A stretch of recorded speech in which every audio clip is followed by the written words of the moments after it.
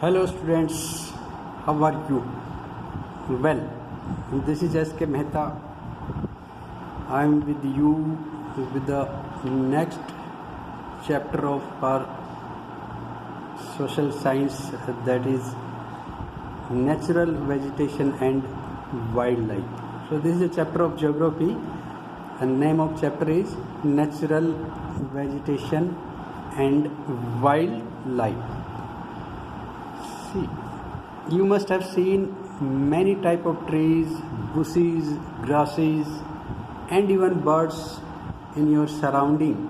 Let it be parks, gardens and in your school also. So these type of different trees we are observing in our surrounding. So we will read about these type of vegetation and natural vegetation in detail. So about our country. So our country is one of the 12th mega biodiversity.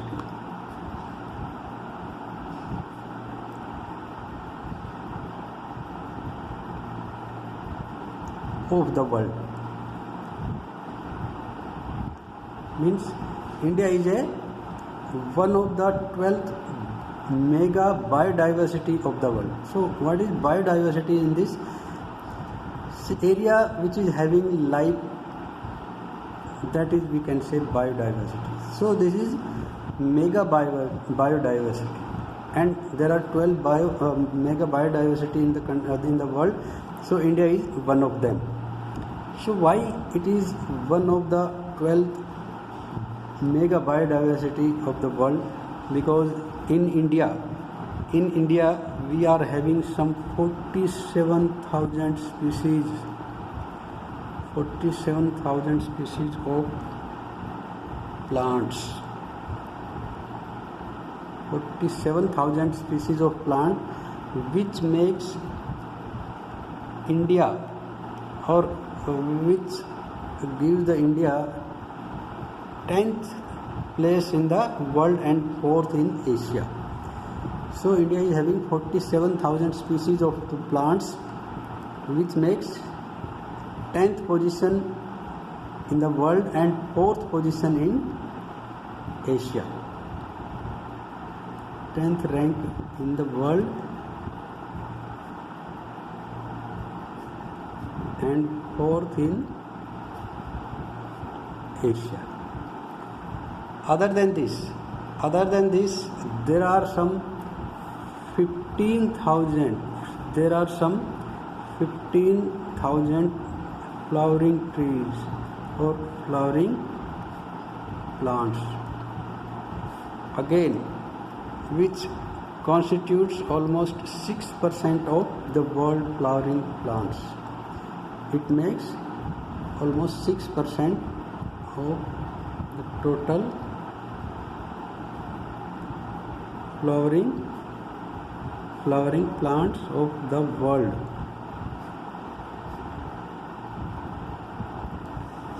Then other than that, we can say so many flowering plants, we call it, for example, different type of flowering plant. Other than flowering plant, we can see many non-flowering plants like algae, then fungi,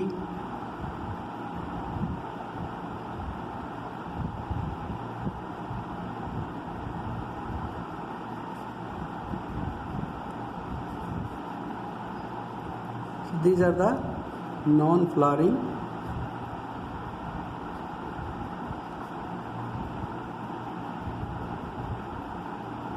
plants in India.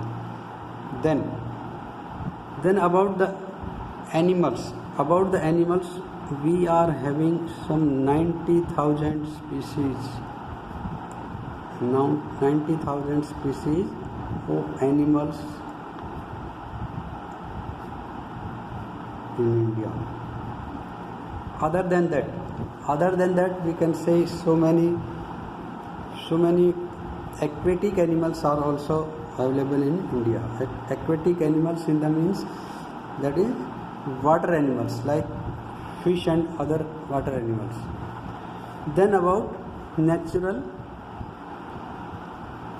vegetation.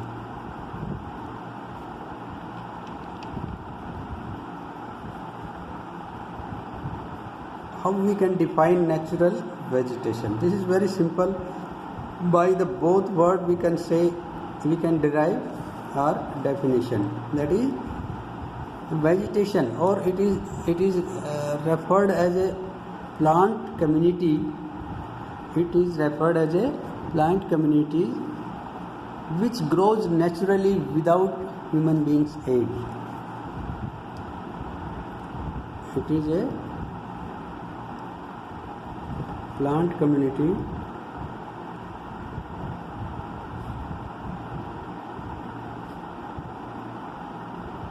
which grows naturally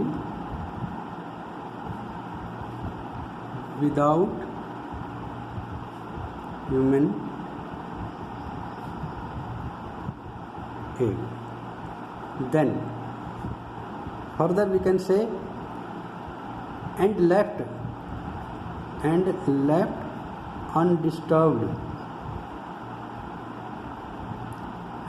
undisturbed for long period. So it is also known as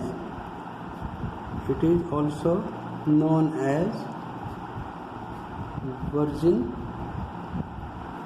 vegetation. So how we can define it? It is the plant community which grows naturally without human aid and left undisturbed for long period. So it is also known as virgin vegetation.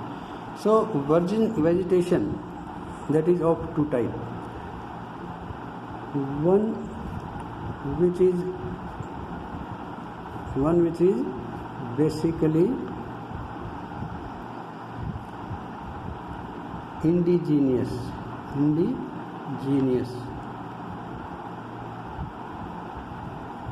or purely from Indian origin. That type of virgin vegetation is known as endemic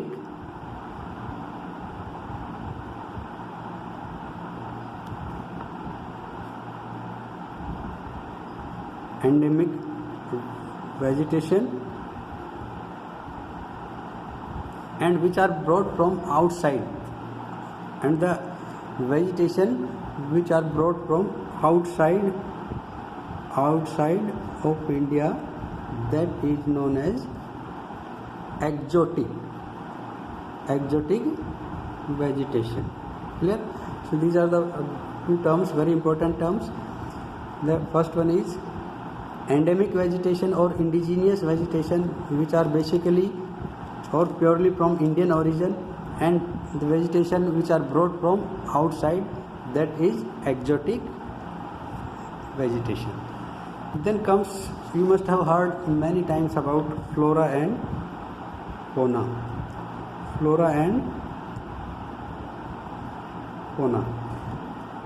Flora refers to plants life and fauna refers to animal life. So this is very important question, differentiate between flora and fauna. So flora refers to plant life and fauna refers to animal life. Flora, or you can say flora, they make their own food, whereas fauna, that is animal life, they depend on others. So there is a difference between flora and fauna. This is important question. Example, you can see flora, that is different type of plants, and fauna is different type of animals. So India is having variety of flora and fauna, that we know. India is having variety of flora and fauna. So what are the different factors? Which influence flora and fauna?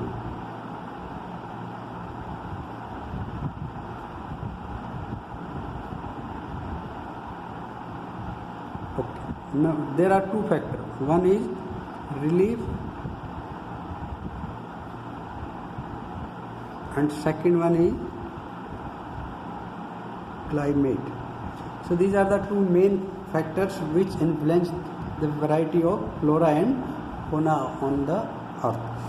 So under relief there are again two factors. One is land, another one is soil. And under climate there are three factors. First one is temperature, then photoperiod, or you can say sunlight, then third one is precipitation.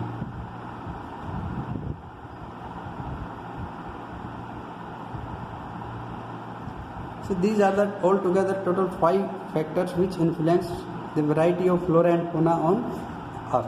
First one is land. How land is going to affect the growth of flora and fauna.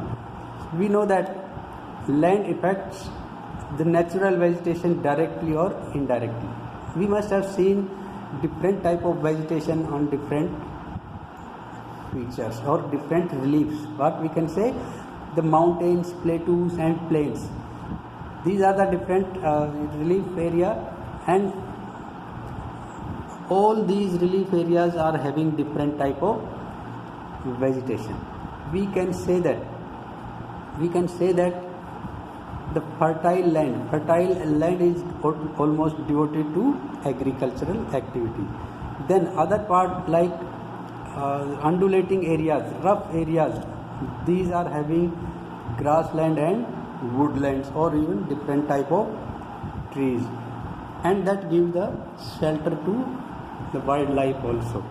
So different type of land in different areas, they are supporting different type of vegetation. Then second factor coming, that is soil. So soil is also varying from place to place. Different areas, they are having different type of soil. So that is also supporting different type of vegetation. Like sandy soil, we can say in desert area, sandy soil, that is supporting different type of cactus, kikar, babool and different thorny bushes. Whereas wet, marshy and deltaic soil, that is supporting mangrove forest. So wet, marshy and deltaic soil, that is supporting mangroves and deltaic vegetation. Where is hill slopes? In hill slopes, you know that different type of soil is there, that is supporting some conical trees altogether. Some conical trees. Then comes temperature.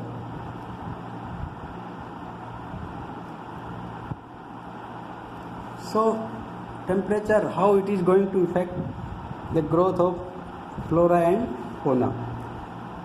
So character and extent of vegetation. What type of character vegetation is having, that is determined by temperature along with humidity, air, precipitation and soil. So these are the different factors. Along with these factors, temperature is determining the character and extent of vegetation in the particular area. So we can say that on the slope of Himalayas, we can find that different height is there of different trees. Whereas where the temperature is quite less, then there we will see other type of vegetation we can see in the areas where temperature is not same. So different areas having different type of temperature, that is also affecting our growth of flora and fauna. Then comes photoperiod. Photoperiod, or we can say sunlight. So that is also very simple. The variation in duration of sunlight. So different places that is receive different type of sunshine. Somewhere we will see that sunshine is more, some areas where sunshine is less. So that depend on the latitude, altitude and seasons, and even duration of the day. So these are the factors which affect the total sunshine in a particular area. So again, where there will be more sunlight, the growth will be more in the plants and trees, and where there is less sunlight, their growth will be less of the trees and plant. So example, we can say that southern slope of Himalayas, they are having thick cover of vegetation as compared to northern slope of our Himalayas. This is the reason why sunshine is affecting the growth of this natural vegetation and fauna life. Then precipitation. So precipitation, that is the term. We can define it different type of or different form of water coming from the skies in the form of rainfall, snowfall, hails and sleet. So the areas which receives more rainfall, that area will have more, or that area will have thick vegetation as compared to the area which is receiving less rainfall. So again we can say that in the western slopes of Western Ghats, that is covering with the thick forest, and if we see the eastern slope, that is having less thick of or less coverage of vegetation. Then comes about the forest. How these forests are very useful for human life. So this is very obvious that, and even we are observing also how the forest or plants and trees are very important for our life. So how these are so important in our life? So these are many points we can say that. First one is, we should know that forests are renewable resources and playing a very important role in our life. So these are renewable resources, means these can grow after exhausting very soon.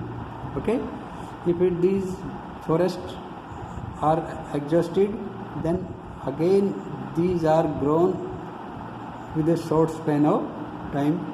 So these are in this way renewable resources. They can modify our climate. So where if we see many plants and trees are there, their climate is quite, you can say, cool. So that in this way they can modify the climate. They can control the soil erosion. How they can control the soil erosion? Because the root of the trees, they are binding the soil with their roots. So in this way these are avoiding soil erosion. Then they can support variety of industries. We know that in industries we are using so many raw material, and that we are just bringing from forest life. Then they can regulate stream flow also. How they can regulate stream flow? See, these are avoiding or these are blocking the flow of that water. So in this way they can regulate the stream flow or river flow also. Then in further importance, we can say that these are offering some panoramic or scenic beauty for our recreation. So these are offering some panoramic or scenic beauty for recreation. These control the wind force also. Trees or plants are controlling wind force, no doubt in that, and even temperature also. And trees and plants are helping in bringing rainfall. So this is also important point, and in this way we can say that how the plants and trees are so important in our life. But again, forest or these type of natural vegetation, these have undergone many changes because of many factors. That may be development, or that may be for the demand of cultivated land, and even for mining activities, urbanization and overgrazing of pastures. So these are the different points. Because of that, the natural vegetation that has undergone many changes. That means plants and trees are being cut down because of these reasons. Maybe urbanization, maybe because of mining activities, maybe the development of industries, and maybe the demand of cultivable land also. So these are the different points how the natural vegetation that is being disturbed by human beings or by human activities. So in the further segment we will see in the next class. So I think this is enough for today. So by the time, bye bye. Thank you very much. God bless you.